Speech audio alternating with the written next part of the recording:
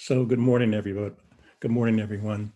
Uh, Johnny Eric Williams will be joining us, as well as David Elvin Canton, to discuss the state of the Black world. And just bear with us. I believe this is either Johnny or David now. Tiffany, how are you? We're just waiting for Johnny Eric Williams to join us, as well as David Canton. And so patience is a virtue, as they say. I hope you agree.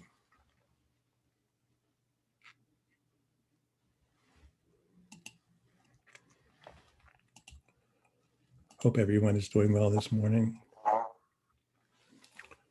It's living in this COVID era does present somewhat of a challenge to people. So I hope that folks are taking the time to nurture themselves and pace themselves and take the necessary deep breaths,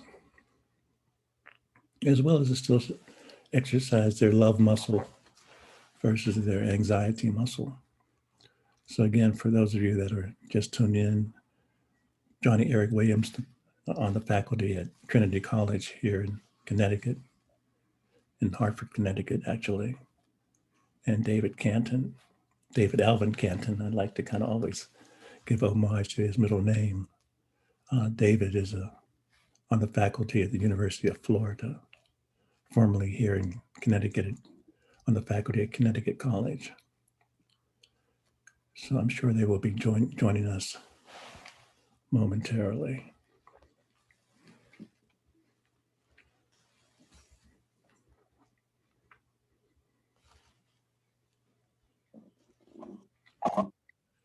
While we're waiting for Johnny and David to kind of weigh in, the topic today is the state of the Black world, state of Black America.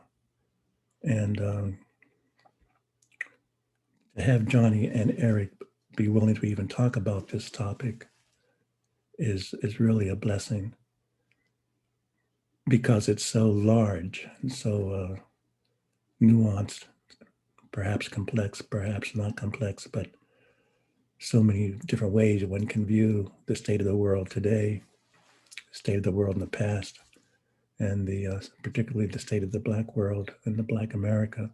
Some folks would say that, for example, Sankofa time is one way of looking at this particular stage of our evolution in terms of being able to look back, center yourself in the moment, and envision and reimagine the future at the same time. And some folks would say that that's what's the quantum reality is all about. But we will see. We will see. I think in terms of philosophy and views of seeing the world, there's a lot of ways that we've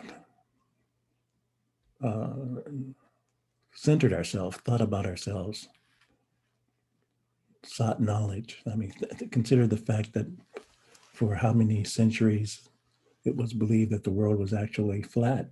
I mean, what did it even matter whether one thought that the world was flat or round, or whether we were the center of the universe or not?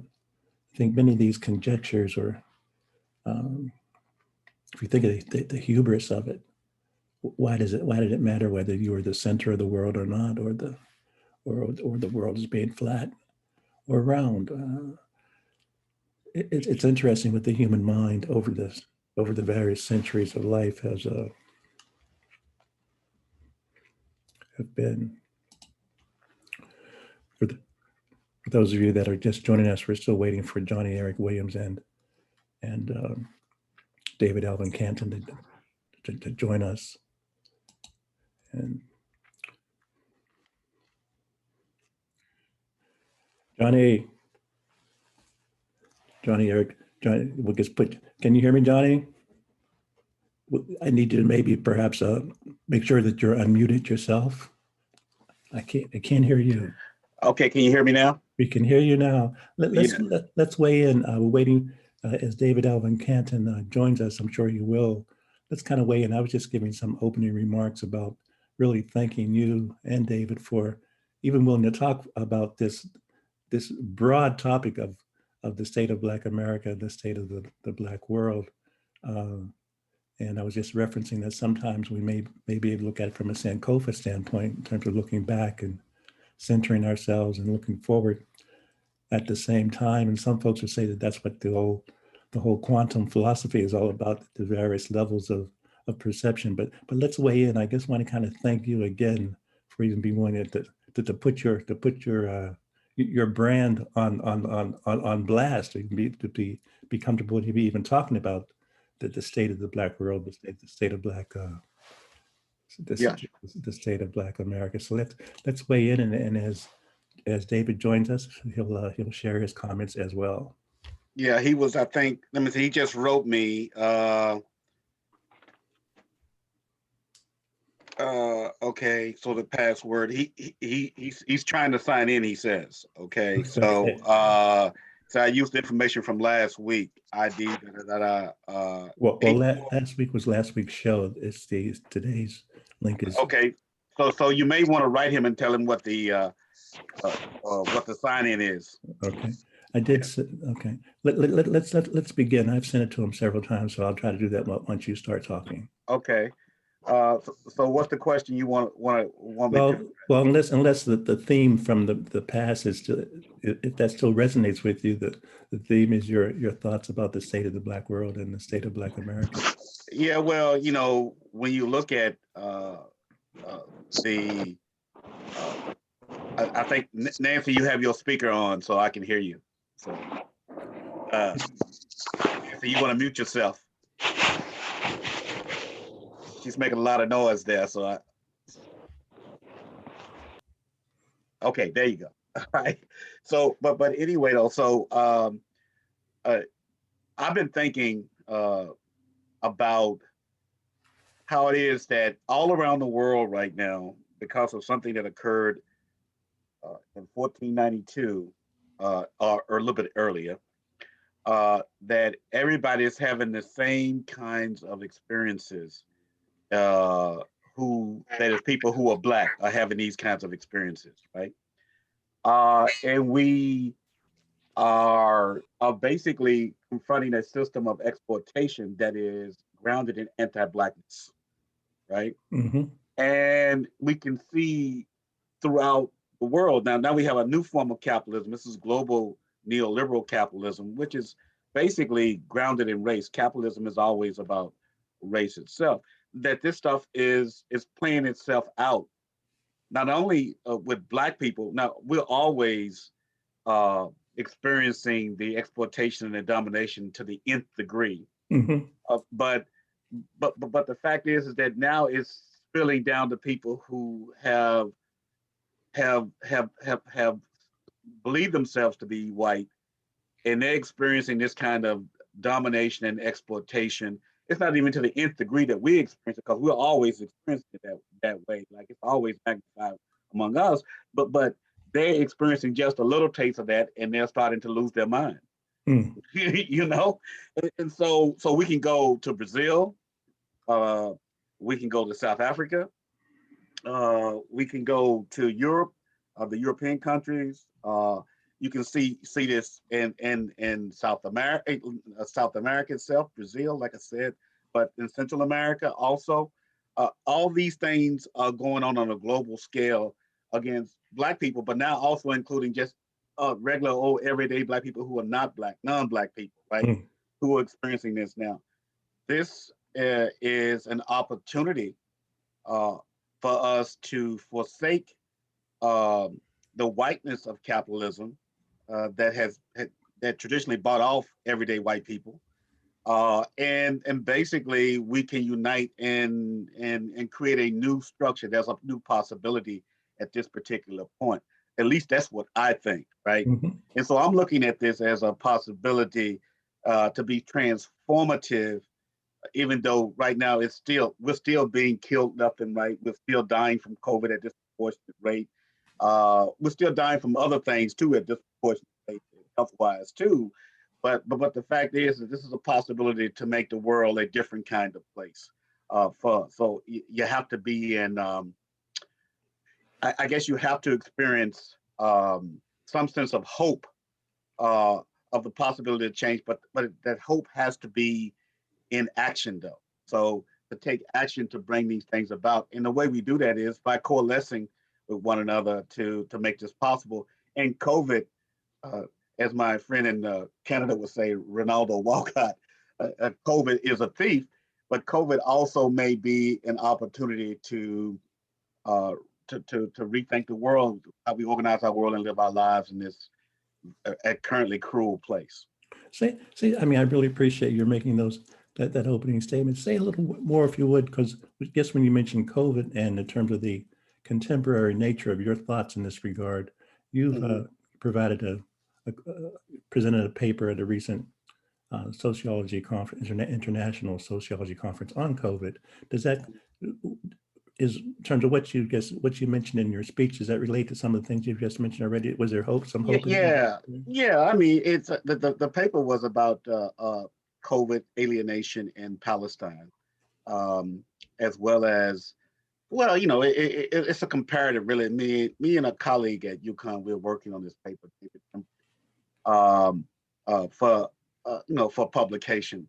But it's looking at how it is that when you look across the world in places like Palestine, I mean, because Palestinians are racialized, right?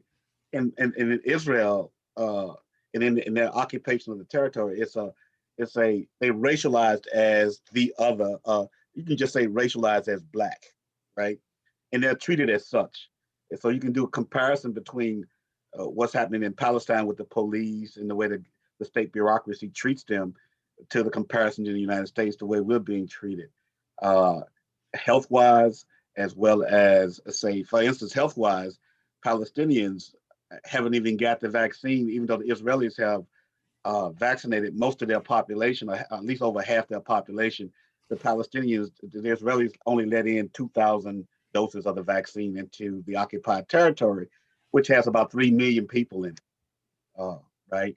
Overall, about 5 million folks in that region, right? Palestinians. Mhm. And so they're not even getting started. They just want them to die so they can take the land, right? Well, it's the same kind of phenomenon that goes on in the United States. Uh, this is this kind of gentrification process, but in a way in which it's occupation and colonization. But in the United States, we have, say, in New Haven, in Hartford, Connecticut, say in Chicago, in the South Side, you have gentrification. You go and you take over the land. You price people out by the property taxes and stuff like that, and you get rid of them. And you tear down their houses and build up new houses and bring in a different kind of people. It's the same process Mm. all over the world like that, moving out black people disproportionately and so forth. To even trying to push, in my perspective, this gentrification stuff is trying to push black folks and really black Latinos, Afro Latinos, and Latinos period, to the suburbs as they come back into the city like they're doing in France, like they Mm. have done in France, especially in Paris, right? The rich people live in the city, everybody else live on the outskirts, right? So they're trying to do that kind of thing too. So we in our paper we looked at uh, Palestine, Brazil, and I mean I'm not Brazil. I'm sorry, South Africa Mhm. and the United States, and we did a comparison of the kind of COVID disproportionality that was going on, people dying of it, and who were they, and so forth. And what we found is that it's primarily related to economics, the Mm. exploitation I started off with this conversation, right? Is that there's a need in Israel for Palestinians to work because the Palestinians are the people who are the laborers who build all the infrastructure in Israel, right? And Mhm. they cross Mm. over from the occupied territory Mm. into Israel to build. So they depend on that. And they didn't want the infrastructure stuff to slow down, but they also didn't want to treat them for COVID, Mm. right? Which is sort of illogical, right? Well, it's the same thing could be seen in South Africa. The people who had the jobs, the most vulnerable, the most essential kinds of workers were, black people, right? And they're dying disproportionately from the South African variant as well as just regular COVID, right? In the United States, we see the same thing. The people who are essential, primarily in the service worker area, are black and Latino, and they're dying disproportionately and have limited access to the vaccine. So we see that all around the world when it comes to black people, the anti-blackness of this all when it comes to COVID, right? Uh, that is going on. So that needs to be addressed. So that's what we were trying to get at, and how it creates this alienation. I mean, right now what we're starting to see in the United States is, in my humble opinion, and as the data seems to suggest, is domestic violence has been going through the roof, and people are starting to get frustrated and start to kill one another. Yes. You Yeah. know, so and suicide rates are high. Mental illness is going up. So you know, this is all in response to the lack of access to an equitable healthcare system that is a national system, not a for-profit system, that people can get healthcare from in an easy kind of way. But it's not, so that's what's going on. And I appreciate and I hope people sense the nuance, just as you mentioned, that even from the invasion of the Puritans, going back, I think hope people can see the breadcrumb tracing that you just articulated from the Pilgrim invasion to today, in terms of acquisition and imposition. Yeah, I mean, if you go back, Tom, to say when they did land at Plymouth Rock, and then General Amherst and what he did by giving people, native folk, infected smallpox blankets. I mean, the first kind of germ warfare we ever seen in the history of the world, giving them that and killing them off in rapid succession to take up control of the land. It's the same kind of stuff that goes on with Brazil when it comes to the Amazonians, the native tribes down there, as well as in Palestine. I mean, these processes are similar, but they're carved out a different kind of historical context. You can see it also in South Africa, Southern Africa itself, where whites came in, Cecil Rhodes, and they took this land from people, right? And they still don't want to give it back. In Zimbabwe, Mugabe was trying to give land back, but he was just as corrupt. I mean, these people are all corrupt around the world, bought into a global capitalist system where they basically are minions of people of the E7, the group of 7 nations that basically dominate the economic world system. Where does and I think before you came on air, Johnny, I was chatting about the challenge of discussing the Black world and the state of Black America all in 45 seconds, and you get an A plus. You can return. You get an A plus. You can return to the factory tomorrow. I think I'll renew your contract for at least 1 or 2 days. Where does your reason for reason and perhaps even rationale come to have some hope about how we can diffuse or decrease this momentum that, as you've articulated, has been going on for centuries? Well, this is, I mean, at this particular moment, COVID, though it has killed, millions of people and almost 600,000 people in the United States, it has opened up people's eyes to how exploitive and dehumanizing and inhuman the way we organize our lives in the United States and around the world, right? This is a moment for people around the world, because it's just going to take United States is an important kind of economic power and military power, and we need to defeat it, no doubt about it. Internally, that's the way it's going to go. I mean, we don't come there so afraid of movements by the people, especially Black folk, who have historically been the conscious ones, but we lost our mind with the election of Barack Obama, and we started to become, imperialists and power worshipers too. And now we see it in the Biden administration with all the Black and Latino and other non-Black people who are in his administration, who are doing the bidding of this cruel system, right? And so what we need to understand is that this is a moment that COVID has made available to us, a moment that people have been shown some level of understanding about how their world actually works and how miserable they are, right? Because most of us, right, when we're miserable, what we do is we go out and do the lawn, we watch football on TV, we have some other kinds of distractions, but those distractions were not available to us, yes, right? And so what did we have? We had the George Floyd thing.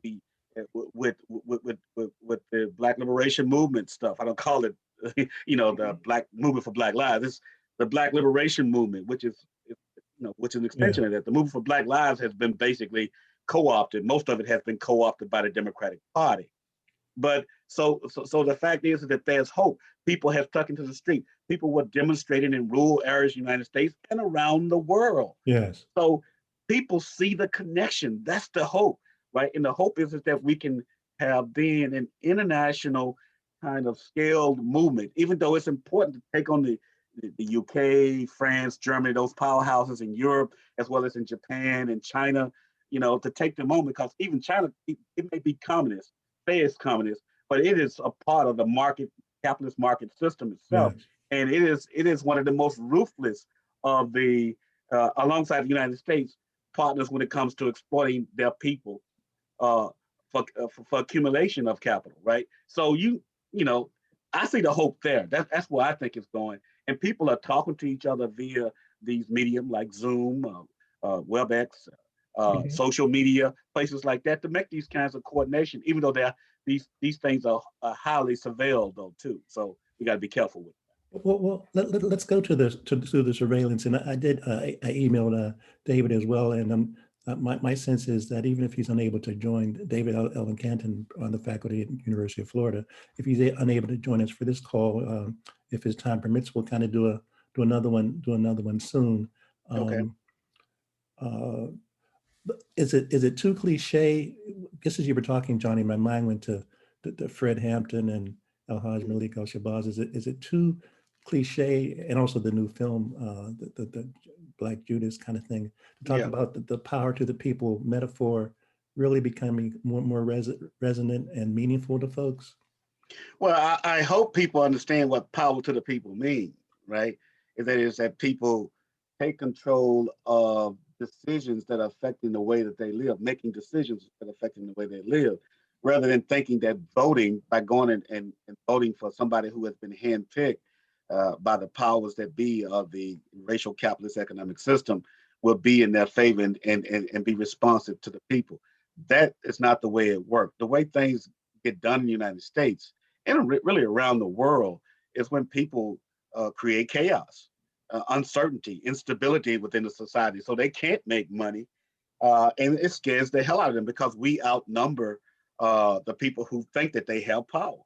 Uh, and that people have to come to terms with that power itself flows from us. That power to the people means that it flows from us, Mm-hmm. right? And we give people power. But if we rescind that power, they have no legitimacy, right? It's a crisis of legitimation, right? So let's drill down a little bit, and I really appreciate, as always, your candor and your specificity. Um, Mhm. some folks would say that after the state-sanctioned murder of Martin Luther King, and you had the urban rebellions, then you had the war on poverty, but you also had Nixon and counteractive measures to repress us. My point is, when I look at some of the current Republican politicians, it seems to me that they continue to reference how they're going to reimpose law and order come hell or high water. Well. Look, in the darkest days of this country, with the genocide of indigenous people and the enslavement of African people, uh, uh, did we stop resisting because they made some law? No, we did not. As long as the conditions of the people is immiseration, right, suffering, right, people will resist no matter what they try to do. Mm. They can try to suppress votes. You know, let them do it. Let them do that, right?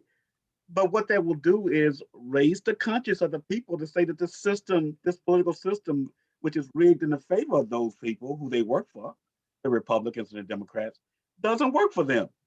That then creates crises, Mm. right? And then people seek out other alternative ways of governing themselves and living that challenges the way the country is organized to exploit and dominate them, right? So I don't fret too much about that because what I see, Tom, is the the mission of the Democratic Party and Republican Party, I mean, they're both the same party. One's just more vicious than the other, in the sense of one's got a iron clad fist with the glove off of it. The other will put the gloves on. The Democrats put the gloves on. It's still the same effect and outcome. The fact is that when people realize that it ain't working, they want to create change, right? And those people who think they have power will lose it, as I said before, because there'll be a crisis of legitimation when it comes to the system. The system has no hope of survival when people start to resist it itself. That's what we need. Let's jump for a minute, if we can, to Guatemala and El Salvador and that sort of situation. Well, I hope I can speak to that. I'm not an expert in that area, but go ahead. well, Okay. And I really appreciate your saying that, because again, this topic is so broad, and for you to even venture for these last 20 or 30, 25 minutes into this weight of controversy and dispute and fake news and real news. I mean, because people are so confused. Is it your sense, though, that the capitalistic system has been creating this discomfort and unease in South America? It's not only doing it in South America. I mean, it's called the Monroe Doctrine. The United States established it. President Monroe, is that we control this hemisphere, and everybody else can have, the European can have the rest of the world, but this is our hemisphere. That's the way the nation conceptualized it, right? You can see it going on in the Caribbean with this doctrine, as well as in El Salvador, right? You can see how, well, in Nicaragua too, right? The reason why we have, let me look at it in this way. Let me give it to you this way. We can start with Haiti, right? Why is the United States and Europe so hell-bent, especially France and the UN, why are they so hell-bent on keeping Haiti, under occupation and under their direct influence? Because Haiti, with where the first revolution took place, is a place of hope for all Black and working people around the world, right? If they can resist, then the possibility of us resisting can also be successful, right?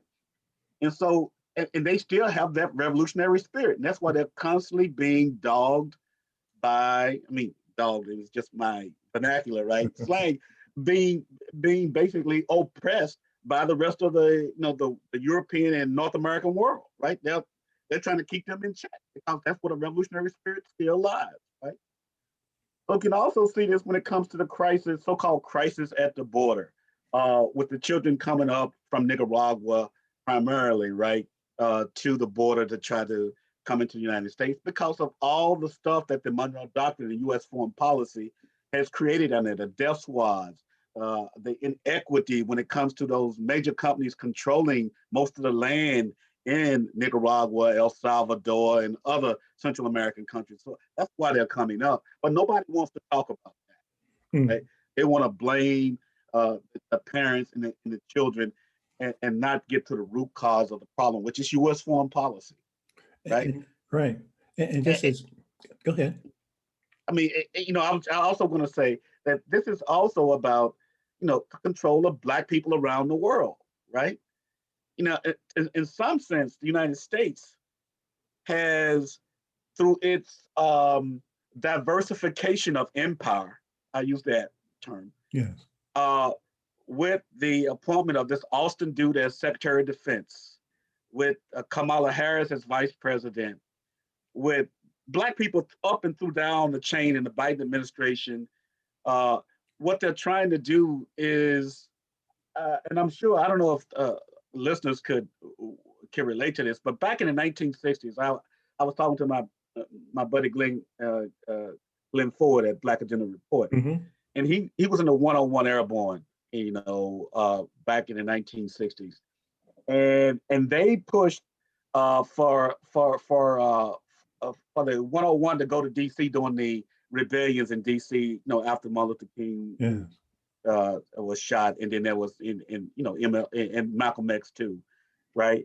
They were burning the city down. The Black consciousness. We forget the civil rights and integration stuff. And they were concerned that the Black troops in the 101, according to Glenn, would not shoot other Black people, right? this was also a concern, as you recall, in during the first invasion of Iraq. Hmm. That they were concerned that Black Muslim soldiers would shoot other Muslims, right? But guess what? They found out that they would do it because they too have been totally socialized into, embedded, immersed into this kind of socialized killing that the United States prosper in, this violence that we get into, right?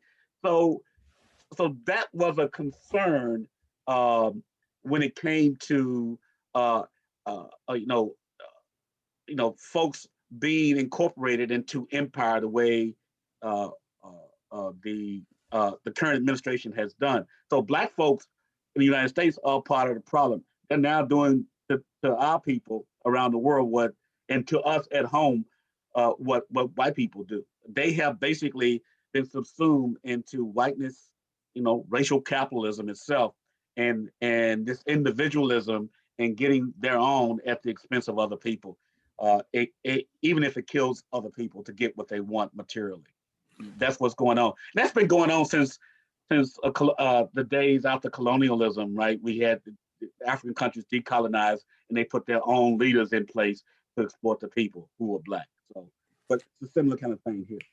As usual, just as you were chatting in terms of the historical overview, my mind went, Johnny, to, in particular when you referenced, I mean, you didn't mention Vietnam, but in a way that kind of came to mind. As you know, Ken Burns is working on another documentary on Muhammad Ali. Mm-hmm. I think people have just forgotten that stance. I mean, it's more than the stance that Muhammad Ali took, and what he said about, I'm not going to shoot somebody that hasn't Call me, call me the N word, right? Yeah, So and not killing me as the police do in the United States, right? I mean, that used to be where our consciousness was, right? But again, Barack Obama came into office and shifted many Black people's consciousness to support empire.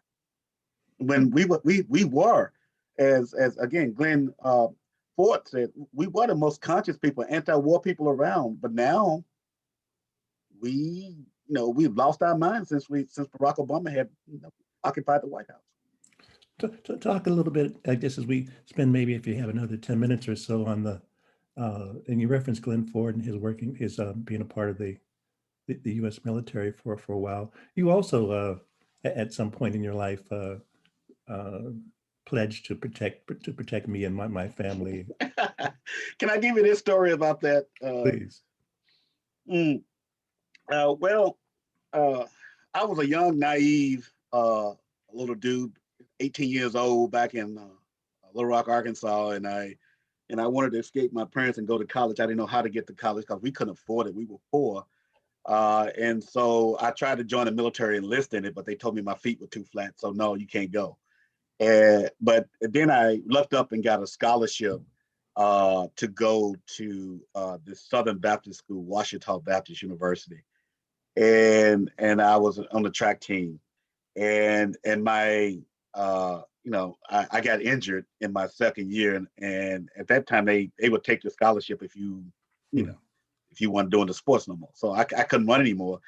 So I decided to join ROTC at the behest of a friend of mine who said, "Man, there's money to be given. Man, looking for black officers, because this was in the 1980s. They had I can't remember, 1982. I think they had invaded the Caribbean island of Grenada with Maurice Bishop, because they were afraid that he would become an example to Black people about how they can come off under the heel of the boot of the United States.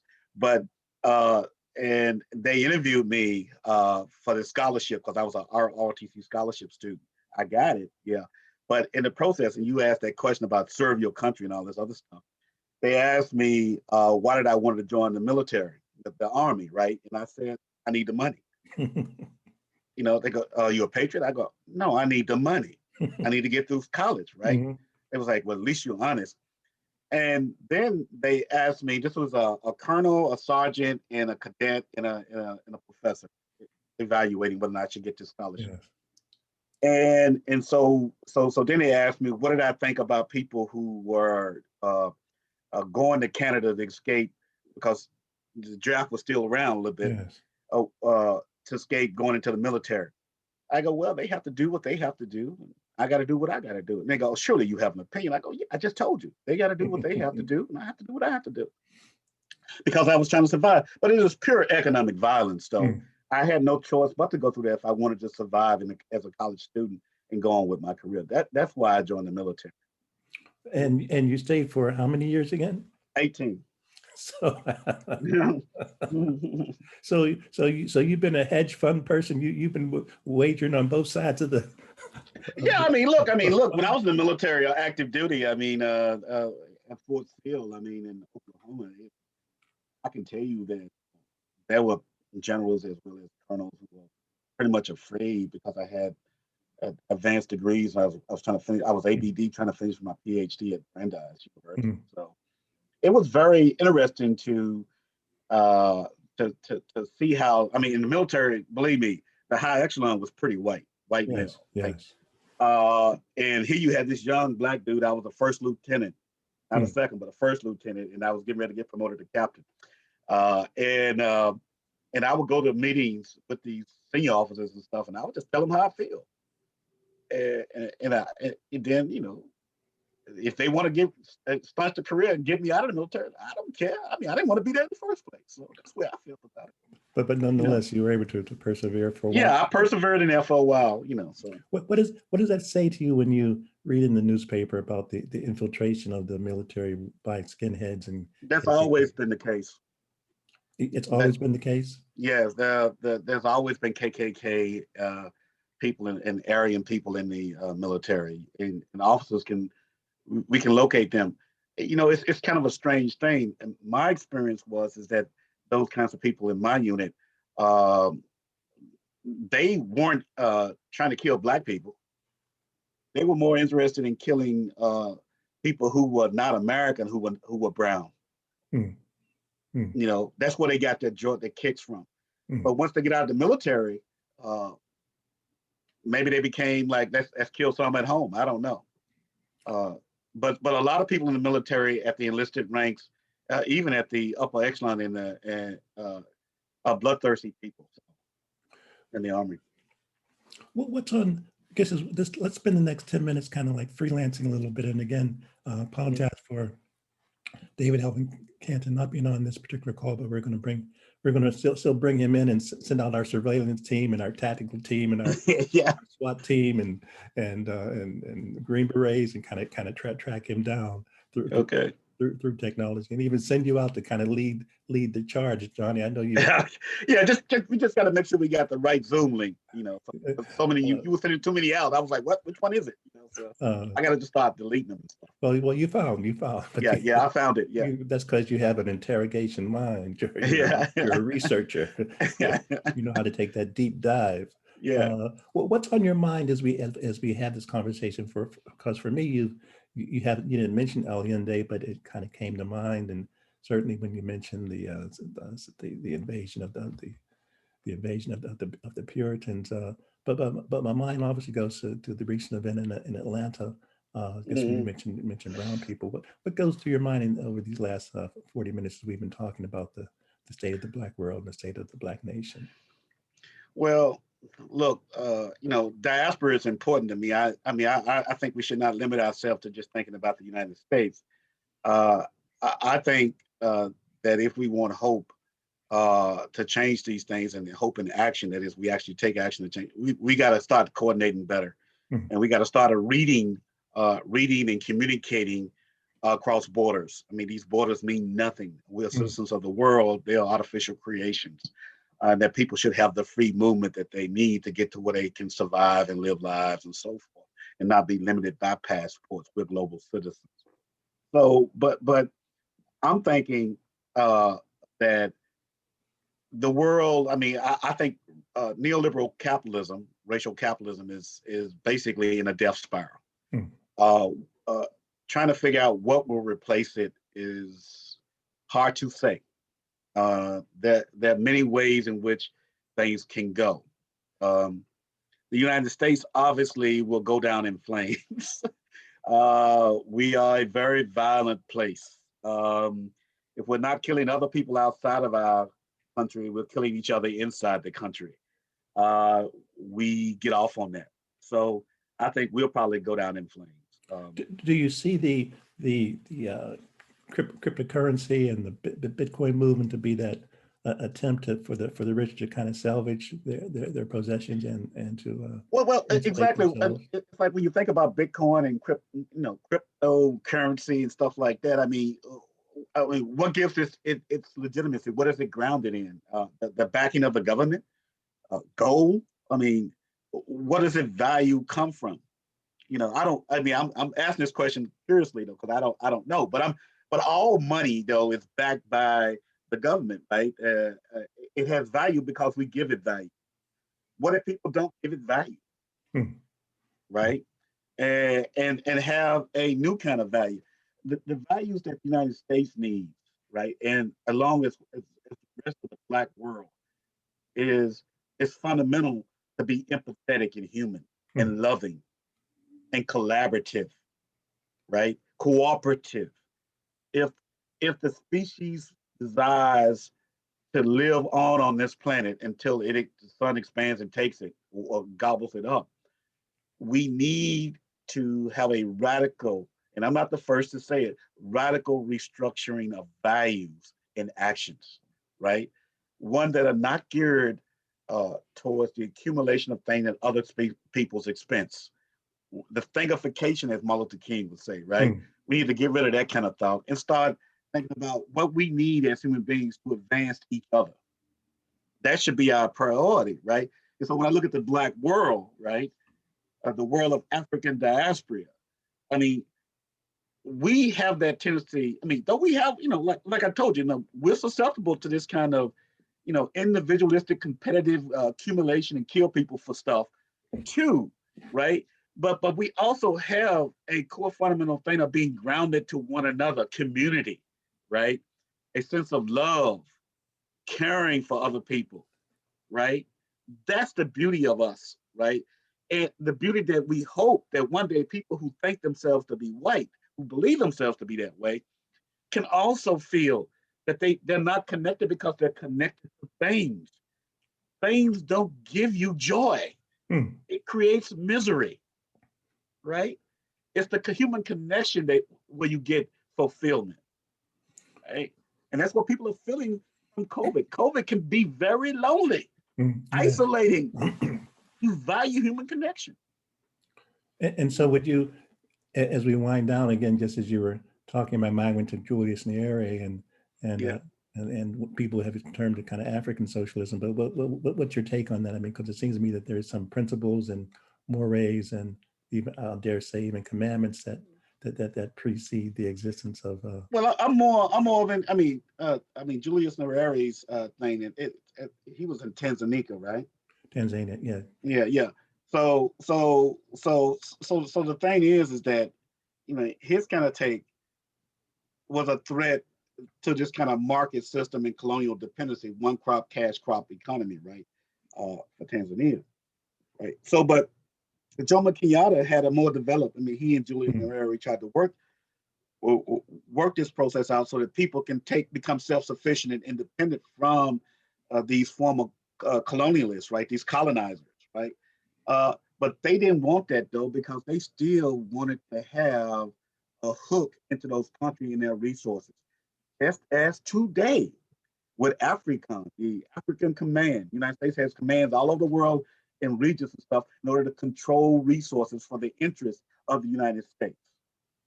Really, the interests of corporate U.S., Yeah. right? Not the people of the United States, but corporations, like people who own those corporations. So I mean, Jomo Kenyatta and he working together to form some kind of communal system that Yes. valued human beings over property was one of the most important kinds of steps one can take. But it was rudely interrupted, though, wasn't it, by the former colonizers Yes. who tried to isolate them and assassinate them, you know, denigrate them, even scared them so much that I think or two of them, both of them probably bent over backwards to please the West in some sense in order to survive, right? And you reference often when we talk also in terms of the some of our, I'll say our original and ancient philosophy. Amico Cabral, you also you often Yeah, cite. Amilcar Cabral. Yeah, I mean, well, I just thought, me from Guinea-Bissau, right, West Africa, Portuguese colonization, uh, the importance of being straight with people. Man, he was an agriculturalist. That's what he was, but an intellectual, right? Too, he trained in agriculture because he wanted his country to be independent. Food, food. He wanted food independence, right? So he wouldn't depend on the former Portugal itself, and the former colonizers, in order to develop his country and so forth. But again, this world system that started in 1492, this racial capital, global capitalist system, doesn't abide by that. They want dependence so they can extract these resources for their benefit, against the harm of the people who are in the countries that they're exploiting and so forth, right? So, but Emil Cabral is valued by me as well as Fannie Lou Hamer. These are two Mm, people who I look up to. Is that they spoke plainly, right? And they try to be direct. They didn't mince the words to get people to understand of the sacrifice that is necessary and the truth telling that is needed to get us where we need to go to be empathetic, caring people in a, as MLK would say in the social gospel, beloved community, right? mm, To get us there. Look, there are those on the way who have passed on. Walter Rodney, they blew him up in his car bombed him, right? Who was intellectual from Guyana, right. right? Uh, they assassinated Cabral too, right? And Patricia Lumumba. Yeah, Lumumba, yeah, Lumumba, they did that to him. All our intellectuals, right? Malcolm X, King, they really tried to subvert them in many kinds of ways and say they're perverse individuals. But the perversity really came from the people who were doing the killing Mm, and the kind of undermining and so forth, in order to get us not to connect with one another. Because if we connect with one another, we'll see the literacy, the craziness of stepping on people for stuff that mm, doesn't make us happy. It creates alienation for us all, mm, right? mm, mm, How to get out of it. The beauty about black folks in diaspora is that many of us recognize this, right? We see some of this, right?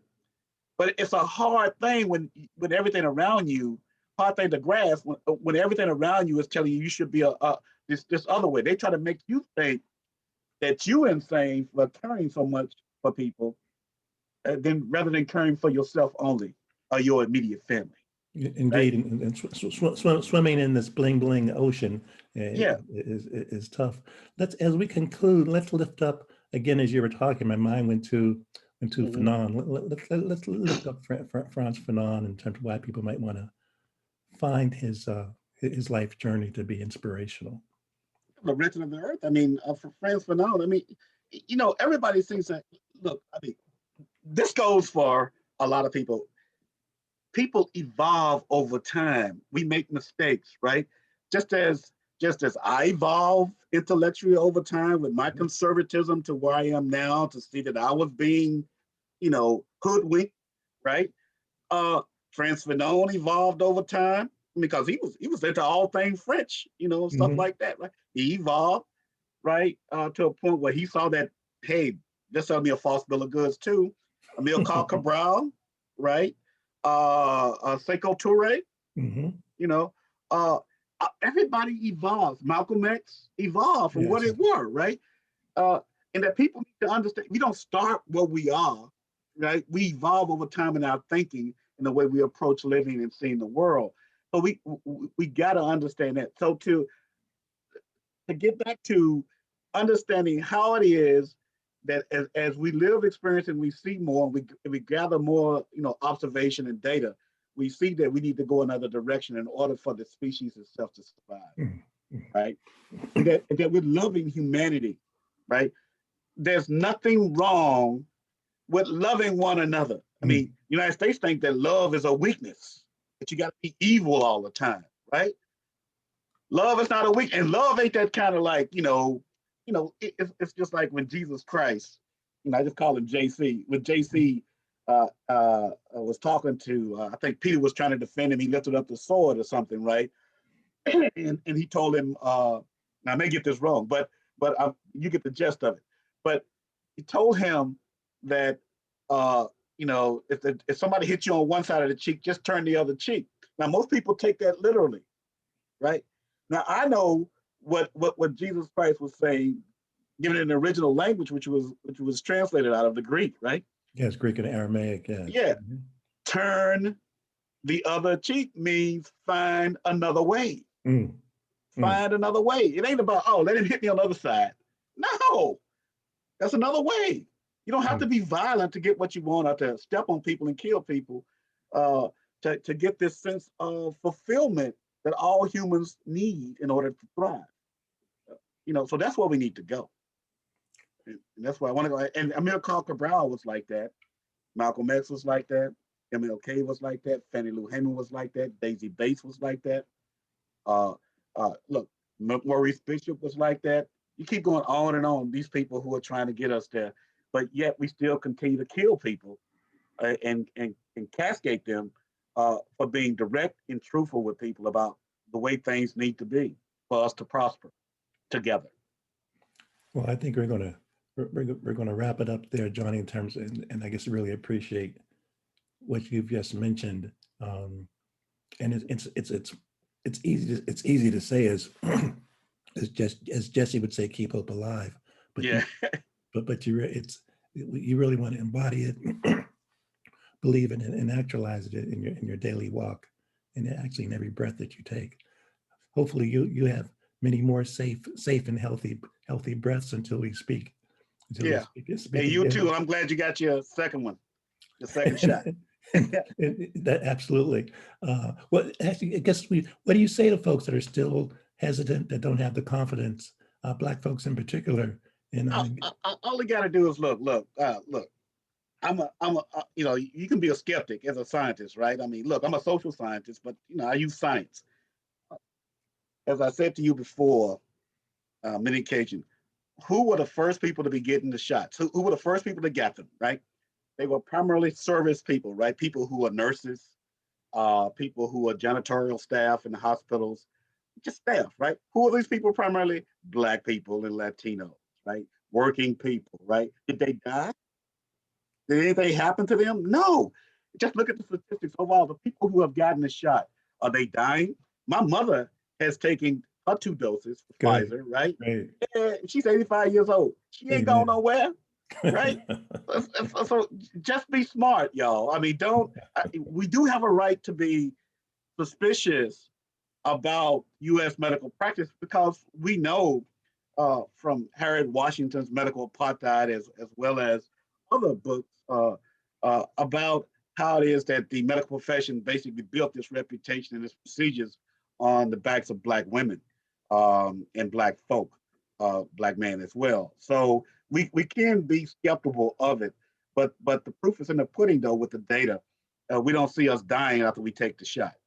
Now, I know some people like to say, well, Hank Aaron died, he had just taken the shot, right? That was coincidental. That's a chance, Indeed. We got to love one another and love others. Johnny, thank you as always, man. Johnny Eric Williams, this is a thanks, man. Media, and we'll do it again. So stay safe, everybody. Stay loving and stay healthy. Yeah, thanks for listening, y'all.